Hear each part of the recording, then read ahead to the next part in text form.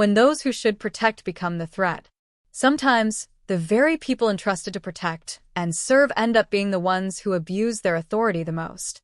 This is a chilling story of an elderly man who found himself caught in a terrifying encounter with the police, alone, vulnerable, and harassed without cause. But what those officers didn't realize was that this man had a connection, a single phone call that would turn the tables completely. And by the time this ordeal was over, they would regret every single decision they made that day. Stay with me until the end, because you won't believe how this all unfolded. A peaceful day takes a dark turn. It was a quiet afternoon in a peaceful neighborhood, the kind of day where nothing unusual ever seemed to happen. 72-year-old James Carter, a retired teacher, had just finished his grocery shopping and was on his way home. He wasn't just any retiree. James was well-known and deeply respected in his community. He had spent decades shaping young minds, instilling wisdom, and guiding his students with patience and kindness. Now, he was enjoying his well-earned retirement, living a life of peace and simplicity.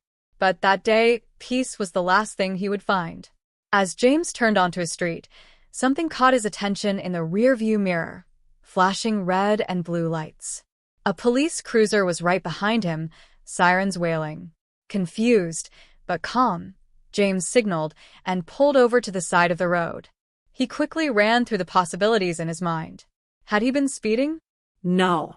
Did he run a stop sign? Definitely not. His registration was current, his insurance was valid, and his car was in excellent condition. As far as he knew, he had done absolutely nothing wrong. Still, he kept his hands on the steering wheel and waited as two officers stepped out of the patrol car and approached him. An unwarranted harassment begins. There were two of them, Officer Bradley, a young cop with an aggressive stance and a hard stare, and Officer Miller, who seemed to simply follow his partner's lead. As James rolled down his window, Bradley wasted no time. His voice was sharp, demanding, almost confrontational. License and registration. Now. James, keeping his composure, reached for his wallet and offered a polite greeting. Good afternoon, officer. May I ask why I was pulled over? Bradley ignored his question completely. You do what I tell you. Hand over your ID. The hostility in his voice was unmistakable. James had been in tense situations before. Years of experience had taught him the importance of staying calm. He handed over his documents, making sure his movements were slow and deliberate, keeping his hands in clear sight. But something felt off. The officers weren't telling him why they stopped him. Instead, their demands escalated. Step out of the vehicle. James frowned, his voice steady but firm. Sir, I don't understand. Did I break a traffic law? Bradley's eyes narrowed. Don't ask questions. Get out. Now. James let out a deep sigh. He knew that arguing would only make things worse. So, without resistance, he complied. But the moment he stepped out, Officer Miller suddenly grabbed his arm, roughly, and shoved him against his own car. Spread your legs. Hands on the vehicle. Miller barked. James clenched his jaw, but did as he was told. Then, without explanation, the officers began searching him. They patted him down aggressively, dug through his pockets, and even rummaged through his grocery bags. James was no fool. He knew exactly what was happening. He wasn't being investigated for anything real. He was being harassed. And as if the situation wasn't bad enough, the officer's next move made his blood run cold. The accusation that changed everything. Bradley held up a small prescription bottle and smirked. Well, what do we have here? James turned his head slightly and saw what the officer was holding. His heart medication. Are these drugs? Bradley sneered. For a moment, James was stunned. Then, in a calm but firm voice, he replied, That's my heart medication, officer. You can check the label. My name is right there. But Bradley wasn't interested in the truth. He only wanted to push the intimidation further.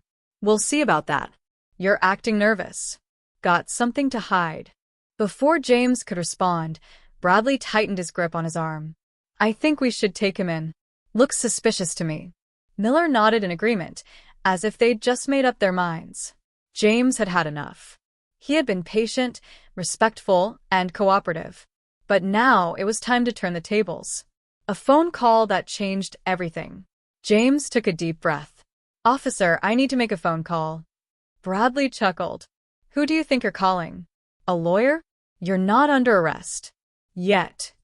James didn't respond to the insult. Instead, he reached into his pocket, slowly, deliberately, and pulled out his phone. The officers watched, waiting for his next move. James dialed a number. The call rang once, twice. Then, a deep, authoritative voice answered. "James, my friend, how are you?" James spoke politely but firmly. "Hello, Mr. Mayor. I hate to disturb you, but I seem to be in a difficult situation. 2 officers stopped me without reason, searched me without cause, and are threatening to take me in. I'm not sure why this is happening." For a moment there was silence. Then the voice on the other end changed. No longer friendly. Now it was commanding. "Put me on speaker, James. Right now." James obeyed, holding the phone so the officers could hear. "Officers, this is Mayor Thomas. I need your names and badge numbers." Immediately, Bradley's face drained of color. Miller shifted uncomfortably. "Sir, we were just conducting a routine stop." "Do not lie to me," the mayor interrupted. "James Carter is a respected member of this community. You had no reason to stop him, no reason to search him, and absolutely no reason to harass him. I expect your badge numbers and a full report on my desk within the hour." Bradley stammered. "Sir, Enough. I'm calling the police chief as we speak. If I don't receive a valid explanation, you'll both be facing immediate suspension." And just like that, their power disappeared. Justice was served. The officers scrambled to return James's belongings, stumbling over their words with weak apologies. It was a misunderstanding. James didn't say a word. He simply took his things, got into his car, and drove away. But the story didn't end there. True to his word, the mayor took action. The police chief launched an investigation, and within days, both officers were suspended. Shortly after, Bradley was fired. Miller resigned under pressure. The incident, captured by neighbors, went viral, sparking outrage and a serious conversation about abuse of power. As for James, he continued living his peaceful life. But he never forgot that day. Because power doesn't always come from a badge or a uniform. True power? It comes from wisdom, patience, and knowing the right people. And in the end, those officers paid the price.